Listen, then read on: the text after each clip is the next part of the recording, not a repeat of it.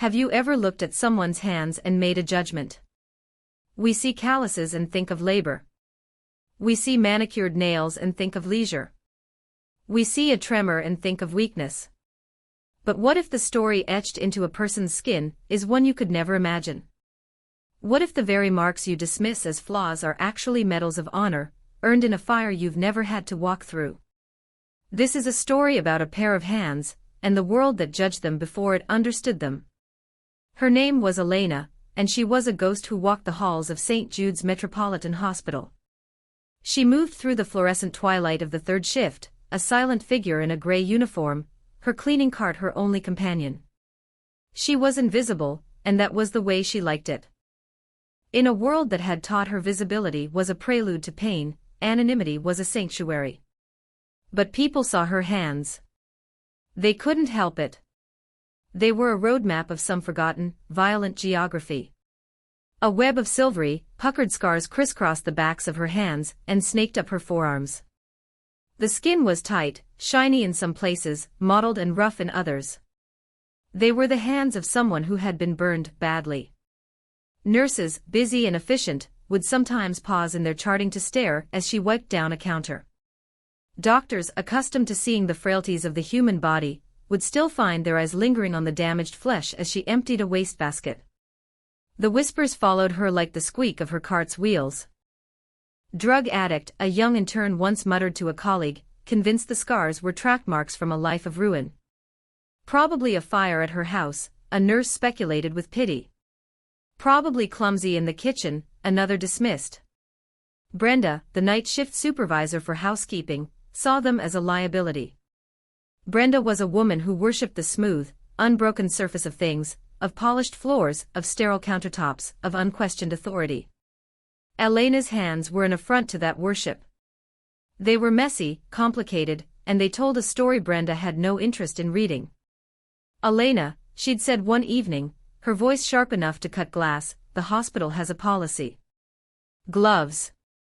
At all times. It is not optional. Elena had simply nodded, her gaze fixed on the floor. She pulled on the thin latex gloves, the material stretching taut over the uneven terrain of her skin. The gloves did not hide the scars, but they created a barrier, a signal to the world that she understood her place. She was here to erase messes, not to be one. She scrubbed floors with a focus that bordered on devotion. She polished glass until it was a perfect, invisible pane between two worlds. Every task was performed with a quiet, unwavering precision. It was a discipline that seemed out of place for a simple cleaner, a meticulousness that hinted at a life where detail was the difference between order and utter chaos. While Elena polished the quiet halls of the sleeping hospital, a storm of a different kind was brewing on the top floor. In the penthouse suite of offices, Arthur Harrison, the CEO of St. Jude's, stared out at the city lights, but he didn't see them. He saw red lines on a spreadsheet, angry emails from the board of directors, and the looming threat of a Category 4 hurricane churning its way up the coast. His hospital, his billion-dollar legacy, was vulnerable. A recent internal audit had flagged a critical failure in the tertiary backup power system for the ICU and surgical wards. The report was buried under a mountain of paperwork on his mahogany desk. It was a problem for tomorrow, then for next week, then for next month. Now tomorrow was here, with 100-mile-per-hour winds and a deluge of rain. He ran a hand through his silver hair, the fabric of his expensive suit feeling like a straitjacket. He was a man who commanded boardrooms, who navigated the treacherous waters of healthcare policy and billion-dollar budgets. He could build a new wing, acquire a competitor, and charm a donor out of a seven-figure check. But he couldn't command the weather, and he couldn't magically fix a faulty transfer switch buried in the hospital's concrete guts. The pressure was immense, a physical weight on his chest. He felt disconnected from the very place he was supposed to lead. He roamed the halls at night, a king wandering a kingdom he no longer recognized. The hospital at 3 a.m. was a different entity.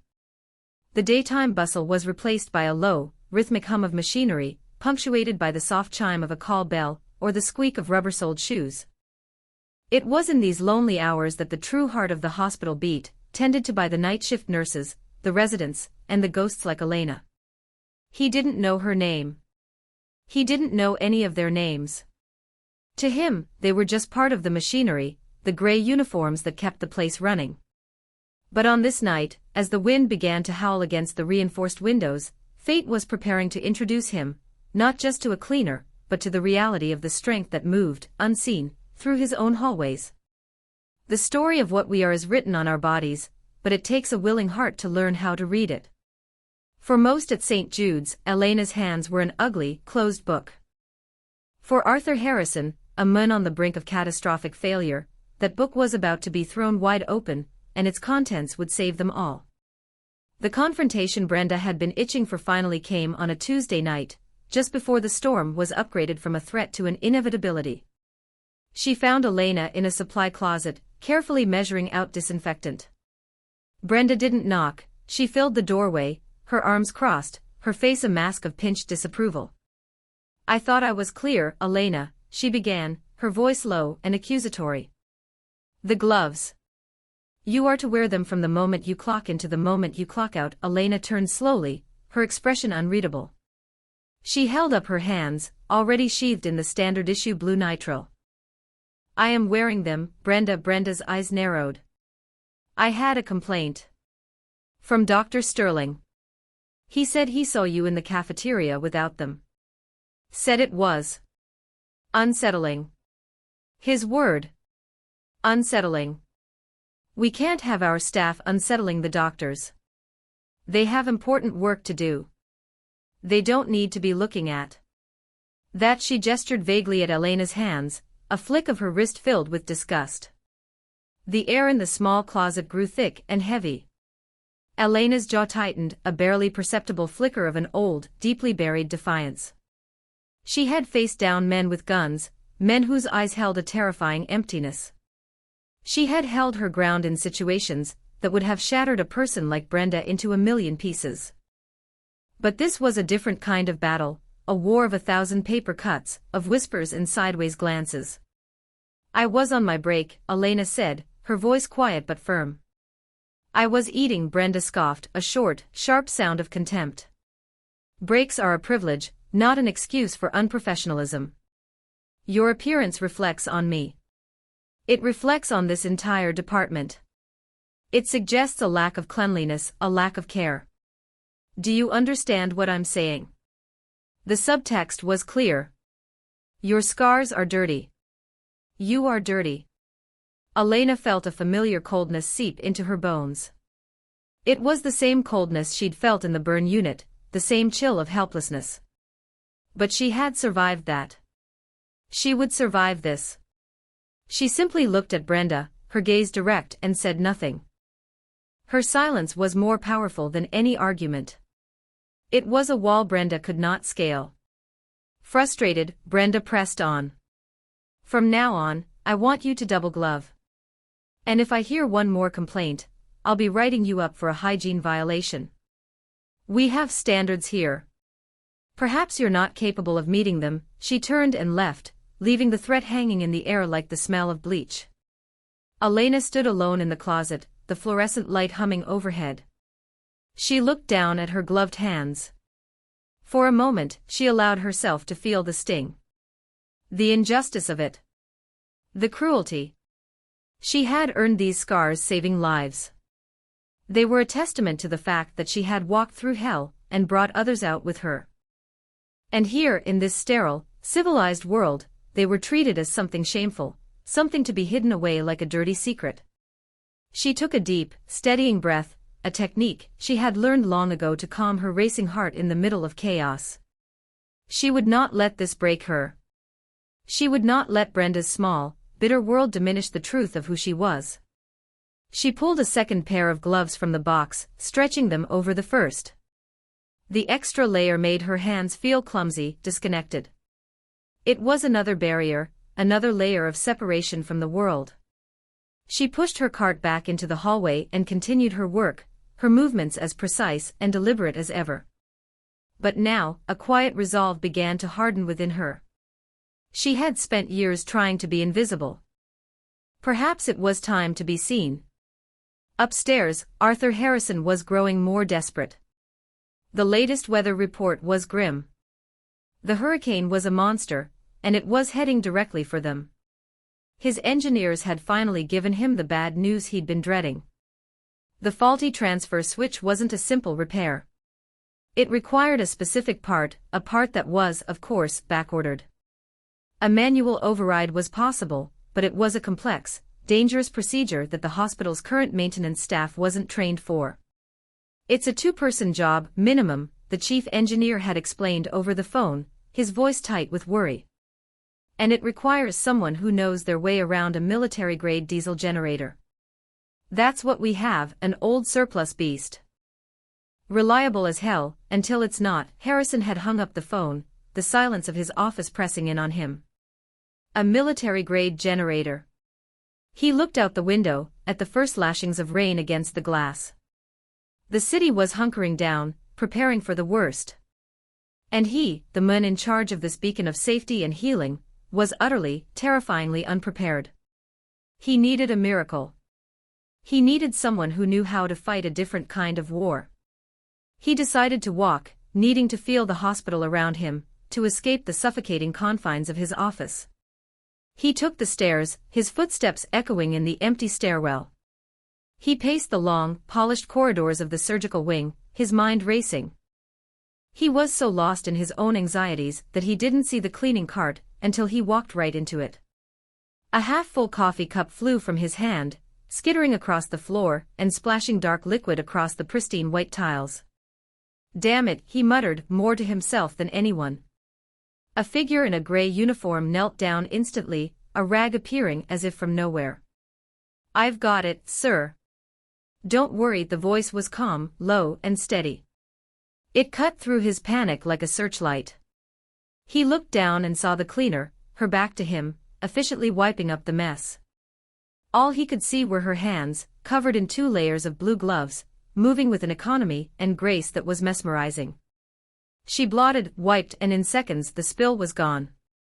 She stood up, holding the soiled rag. All clean, he finally looked at her face. Her eyes were dark and held a depth he couldn't quite fathom. There was a stillness about her, a profound calm that seemed impossible given the rising panic he felt in his own chest. "Thank you," he said, his voice hoarse. I'm sorry. My mind is elsewhere." "The storm," she said. It wasn't a question. "Everyone is worried, yes." The storm. He found himself wanting to stay, to talk to this woman whose calm was an anchor in his churning sea of anxiety. He noticed her hands, the way the double layer of gloves seemed to accentuate something unusual about their shape. "Are your hands all right?" he asked, the question surprising even himself. "You're wearing 2 pairs of gloves." She flinched, almost imperceptibly, and tucked her hands behind her back. "Hospital policy, sir." "Extra precaution." The answer was rote, rehearsed. He knew a deflection when he heard one. He had used them himself 1,000 times. But before he could press further, his phone buzzed with an urgent summons from the emergency command center. The first power fluctuations had begun. The storm had arrived. "I have to go," he said, turning away. But as he walked down the hall, he couldn't shake the image of the cleaner's eyes, or the feeling that in his moment of clumsiness, he had stumbled upon something far more important than a spilled cup of coffee. He had stumbled upon a mystery, a quiet strength that he was beginning to realize he desperately needed. The world outside the hospital walls dissolved into a maelstrom of wind and water. Street lights vanished and the city was plunged into a primal darkness. Inside St. Jude's, the lights flickered once, twice, and then died, replaced by the eerie, greenish glow of the emergency lighting. A collective gasp echoed through the halls. The main power grid had failed. For a moment, there was a dreadful silence, the silence of a held breath. Then, with a deep, shuddering groan from the sub-basement, the primary backup generators kicked in. The main lights hummed back to life, weaker than before but present. A wave of relief washed over the staff. But in the emergency command center, a small room crowded with monitors and frantic personnel, Arthur Harrison felt no relief.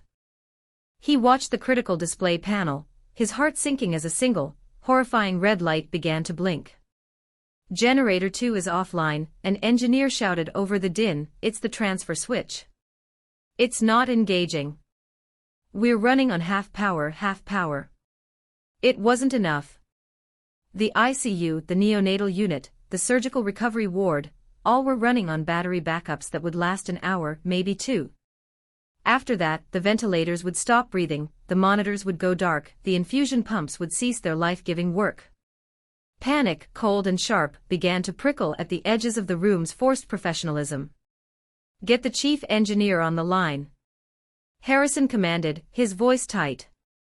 A technician shook his head, his face pale in the monitor's glow. Sir, the phone lines are down. Cell service is completely gone. We're cut off. They were an island, a tiny pocket of light and technology in a sea of chaos, and their island was sinking. Brenda, the housekeeping supervisor, had somehow found her way into the command center. She wasn't helping, she was a vessel of anxiety, wringing her hands and repeating, "This is a disaster." A complete disaster. Her panic was infectious, fraying the already strained nerves of the staff. Harrison felt the walls closing in. All his years of leadership, all his strategic planning, were meaningless in the face of this raw, mechanical failure. He was a captain watching his ship go down, and he didn't know how to stop it. Down on the fourth floor, Elena felt the power shift. She knew the sounds of a building under duress. She had learned to listen to the groans of stressed metal, the hum of straining machinery. She continued her work, a point of calm in the spreading chaos. She saw the fear in the eyes of the young nurses, the frantic energy of the residents running to check on their patients. She saw Brenda's panicked face as she scurried towards the command center. And she felt something she hadn't allowed herself to feel in a very long time, a sense of purpose stirring from its long slumber. She had spent years cleaning up messes. Spills, trash, the mundane aftermath of daily life. But this was different. This was a mess that would cost lives. She secured her cart in a utility closet, her movements becoming crisp and efficient. The muscle memory of a different life was taking over. She pulled off the clumsy double gloves, stuffing them into her pocket. For the first time that night, she let her scarred hands breathe. She knew about military-grade diesel generators. She knew their quirks, their weaknesses, their stubborn refusal to cooperate under pressure. She had kept them running in sandstorms, in sub-zero temperatures, with nothing but scavenged parts and sheer force of will.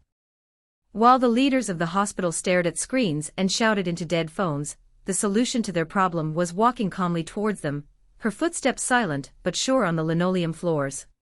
She reached the command center, a chaotic hive of activity. The door was propped open, and she could see Harrison's back, his shoulders slumped in defeat. She could hear the fear in the voices of the technicians. She took a breath and stepped over the threshold. Brenda saw her first. Her face, already twisted with anxiety, contorted into a mask of pure indignation. "What do you think you're doing?" she shrieked, her voice cracking. "You don't belong here. This is a restricted area. Go back to your floor." Her outburst cut through the noise, and for a moment, all eyes were on Elena. The cleaner. The woman with the ugly hands. Harrison turned, his face etched with exhaustion and despair. He saw her, and for a reason he couldn't explain, the memory of her calm demeanor in the hallway just an hour earlier flashed in his mind. "What is it?" he asked, his voice weary. Elena ignored Brenda completely. She walked past her, her eyes fixed on the blinking red light on the main display. She pointed a scarred finger at the schematic on the screen. "That's a surplus King Cobra V8 diesel," she said, her voice clear and steady, resonating with an authority that stunned the room into silence. "The T7 transfer switch on that model has a manual clutch engagement. If the electronic relay fails, you have to engage it by hand. It's a design flaw." The room was silent. The hospital's own engineers hadn't identified the problem with such speed and certainty. Brenda stared, her mouth agape. Harrison took a step forward, his eyes wide with a dawning, desperate hope. "You know about this generator?" he asked, his voice barely a whisper. I know it, Elena replied, her gaze unwavering. I can fix it. But you have to come with me. And I need the head of maintenance and the strongest person you can find. Brenda found her voice again, sputtering with disbelief. She's a cleaner. Arthur, you can't be serious. This is insane. Harrison turned to Brenda, his expression like flint. For the first time, he saw her not as a manager but as an obstacle, a small-minded gatekeeper blind to anything that didn't fit in her narrow worldview. Brenda, get out, he said, his voice dangerously quiet. Get out of this room. Now the supervisor stared at him, shocked into silence, then turned and fled. Harrison looked back at Elena.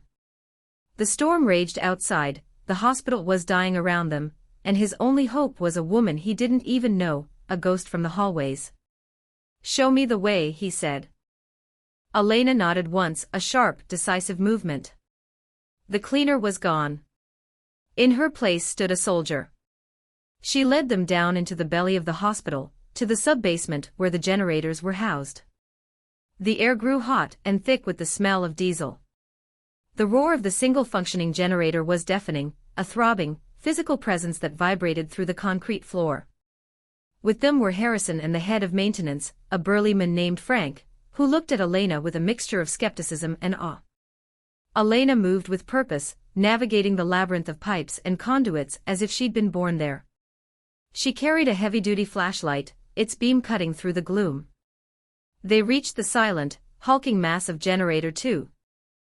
There Elena shouted over the din, pointing the light at a small, greasy panel on the side of the machine. The manual clutch access is behind that. Frank fumbled with the panel, his hands shaking slightly. He managed to pry it open, revealing a tangle of levers and gears. Elena shone the light inside. The engagement lever, she said, pointing. It's supposed to have a handle. It's sheared off inside the mechanism. There was only a jagged stump of metal where the handle should have been. Frank cursed. It's impossible. There's no way to get enough torque on that to engage the clutch. We'd need a specialized tool, and we'd have to shut down the other generator to even try, which we can't do. Hope died in Harrison's chest. They were so close. To have the solution right in front of them, but be unable to grasp it, was a special kind of torture. He looked at Elena, expecting to see the same despair on her face. Instead, he saw a look of intense, focused determination. She handed him the flashlight. Hold this, she commanded. Keep it right there. She braced herself against the generator's housing, her feet planted wide. She reached into the access panel with both hands. The beam of the flashlight illuminated them, throwing the scars into stark relief. The web of raised, silvery tissue seemed to pulse in the light. This was the moment Harrison saw them, truly saw them, for the first time. They were not just scars. They were a testament. Elena's fingers found the jagged stump of the lever. She wrapped her hands around it, the sharp metal digging into her damaged skin. Harrison flinched, imagining the pain. But Elena's face was a mask of concentration. A low grunt escaped her lips as she began to pull. The metal didn't budge. Frank, she grunted, her voice strained. On my signal, hit the primer button. It'll release some of the pressure. But only for a second. Frank scrambled into position, his eyes wide. Now! Elena roared. Frank slammed the button. For a split second the resistance lessened. With a cry that seemed to be torn from the very depths of her soul, Elena threw every ounce of her strength into one, final, desperate pull. Her knuckles whitened. The muscles in her forearms corded. The scars on her hands seemed to stretch and tighten, ghosts of an old agony reawakened. There was a hideous, grinding shriek of metal on metal, a sound of protest and then submission. The lever moved. It clicked into place with a solid, definitive thud.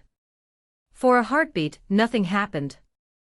Then, with a cough and a sputter, the giant V8 engine roared to life. The lights in the basement flickered, then blazed at full, glorious power.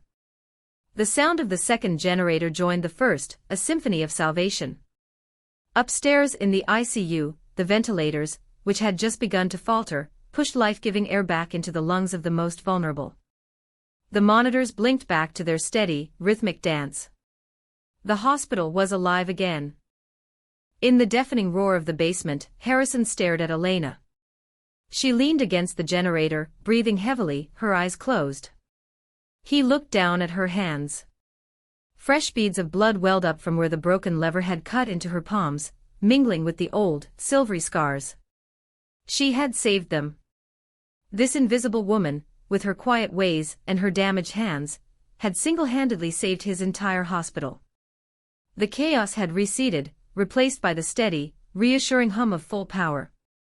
The storm still raged outside, but inside St. Jude's, order had been restored. Frank, the maintenance chief, was on the phone, his voice jubilant as he confirmed with the command center that all systems were stable.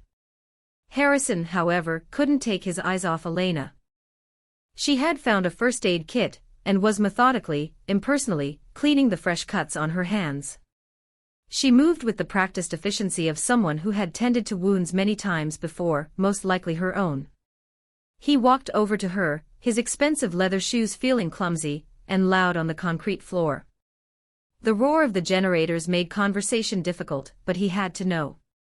"Let me help you," he said, his voice raised over the noise. She shook her head, not looking up. "I'm fine." He reached out and gently took one of her hands. She tried to pull back, but he held firm, his touch surprisingly gentle. He looked at the intricate network of scars, now traced with thin lines of red. "These," he started, his voice thick with an emotion he couldn't name. It was awe and shame, and a profound, humbling respect. "Where did they come from?" Elena stopped her work. She finally looked up at him, and in her eyes, he saw a flicker of the past, a landscape of sand and fire. She pulled her hand free from his grasp, not with anger, but with a quiet finality. "It's a long story, sir. I have time," he said softly. He led her to a small, relatively quiet office off the main generator room. The single desk was covered in dust, the chair stiff, but it was a world away from the overwhelming noise outside. He offered her a seat, but she remained standing, her posture straight, as if on parade. He remained standing with her. For a long moment, she said nothing, simply staring at her own hands as if seeing them for the first time. "I was a combat medic," she began, her voice low and even, the voice of someone reciting a story they had told themselves 1,000 times but never spoken aloud. "Sergeant Elena Rostova. U.S. Army. Second tour in Afghanistan." Harrison listened, mesmerized. The image of the cleaner in the gray uniform dissolved, replaced by a vision of a young woman in desert fatigues, her face determined under a helmet. "We were on patrol outside Kandahar," she continued. "My squad was in the lead Humvee. I was in the second. The IED. It was massive. It flipped the lead vehicle like a toy. It was instantly engulfed in flames." She paused, and her gaze went distant, seeing not a dusty office in a hospital basement, but a scene of smoke and shouting, and the terrible smell of burning fuel and metal. "I was the first one there. The doors were jammed, twisted shut from the blast. The fire was spreading to the ammunition. We had seconds. I could hear them inside. Screaming, her own hands began to tremble, and she clasped them together to still them. There were no tools. No time for a cutting torch. There was just the wreckage.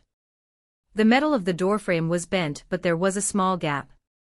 It was red hot, glowing." She looked directly at Harrison, and for the first time, he saw the true cost of her heroism in her eyes. "I reached in," she said simply. "I pulled. The metal was like grabbing a piece of the sun. But I didn't let go. I pulled and I screamed, and the others joined me. We peeled that door open like a can." She held up her hands, palms outward. "I went in 3 times. Through the fire. The first man I pulled out was Sergeant Miller. Then Private Chen. The last was our lieutenant. His leg was pinned. I had to use my body as a shield while I worked him free. By the time we got him out, the whole vehicle was cooking off. Ammunition exploding everywhere, she fell silent. The story was over. It was delivered without embellishment, without a trace of self-pity. It was a report. A statement of fact. Harrison felt a profound sense of shame wash over him. The whispers in the hallway, the judgment, Brenda's petty cruelty. He thought of the intern who had called her a drug addict. He thought of his own blindness, seeing only a uniform, a function, a pair of unsettling hands. "You saved them," he whispered, his voice cracking. "All of them?" She gave a small, sad smile. "They all made it home. They have families. Kids. That's what matters. And your hands?" he asked gently. "They told me I was lucky," she said, a hint of irony in her voice. "Nerve damage was extensive. Multiple surgeries. Skin grafts. They did the best they could. But I was discharged. No longer fit for service. It's hard to be a medic when you can't always feel your own fingers." She looked around the small office. "Cleaning is a good job. It's quiet. No one asks questions. And I get to be in a place where people are being healed." It felt right. Harrison finally understood. The meticulousness, the discipline, the unwavering calm in the face of chaos. It wasn't the mindset of a cleaner. It was the mindset of a soldier. A hero who had traded one uniform for another, who continued to serve in a different, quieter way. He saw her not as a broken soldier, but as the strongest person he had ever met. Her scars weren't a sign of damage. They were the price of a miracle. The following afternoon, Arthur Harrison called a hospital-wide emergency meeting in the main auditorium. The storm had passed, leaving a clean, rain-washed city in its wake.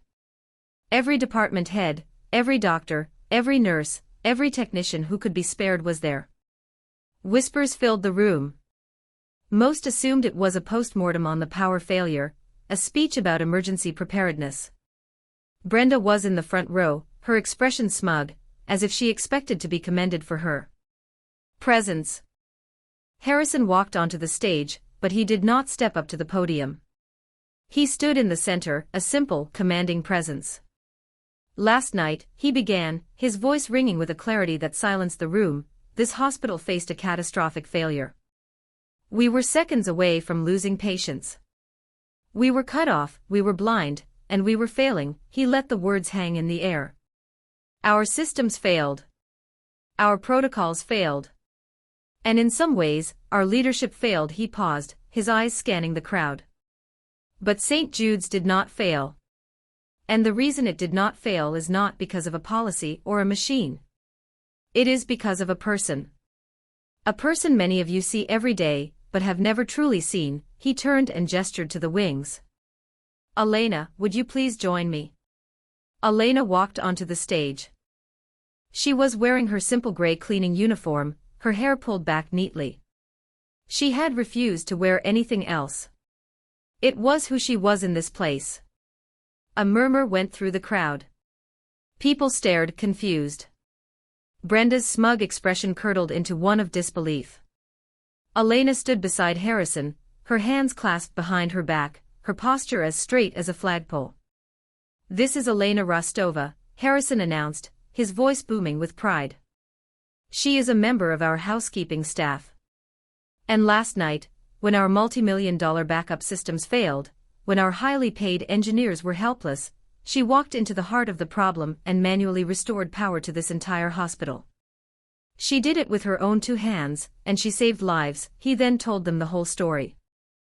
He told them about the generator, the sheared lever, and the incredible act of will that brought the hospital back from the brink. And then, his voice softening, he told them the other story. The story of the burning Humvee, of the red-hot metal, and of the 3 soldiers who were alive today because of the hands of the quiet woman standing next to him. When he finished, a profound silence held the auditorium. It was a silence of awe, of shame, of dawning understanding. People looked at Elena, at her uniform, at her scarred hands which she now held loosely at her sides, and they saw her for the first time. Not the cleaner. Not the ghost in the hall. But a hero. The silence was broken by a single person clapping. It was a young nurse from the ICU. Then another joined and another, until the entire auditorium erupted in a thunderous, standing ovation that went on and on. Elena looked out at the sea of faces, at the doctors and surgeons who had never known her name, all on their feet, their faces filled with gratitude and respect. A single tear traced a path down her cheek. Harrison held up a hand for silence. "This hospital is more than a building," he declared. "It is a community. And we have failed to honor every member of that community. We have allowed prejudice and judgment to blind us to the extraordinary people who walk among us. That ends today." His eyes found Brenda in the front row. Her face was ashen. "We will no longer tolerate managers who judge employees by their appearance instead of their character. Brenda, your position here is terminated." Effective immediately, security guards appeared and quietly escorted a stunned Brenda from the room. Harrison then turned back to Elena. "We are creating a new position. Director of Emergency Operations and Staff Development. It will be responsible for overhauling our crisis protocols, and for creating a program to identify and utilize the hidden skills of every employee in this hospital, from our surgeons to our cooks to our housekeepers. Elena, we would be honored if you would accept that position." Elena looked at Harrison, then at the crowd. She thought of the years of hiding, of being invisible. She looked down at her hands, not with shame, but with a quiet pride. They were not ugly. They were proof. Proof of who she was, and what she had done. "I accept," she said, her voice clear and strong. "So let me ask you again. What story do your hands tell? And more importantly, what story do you assume when you look at the hands of another? Look closer. The quietest people, the ones you overlook every single day, might just be the ones who have fought the hardest battles. Their scars are not flaws. They are the language of survival, of strength, of a heroism you may never know unless you have the courage to stop and see and listen. Share this story with someone you know, and remind them that the most valuable people are often hidden in plain sight. Look around you today. Who is your Elena? Go and thank them. Their story might just save you one day.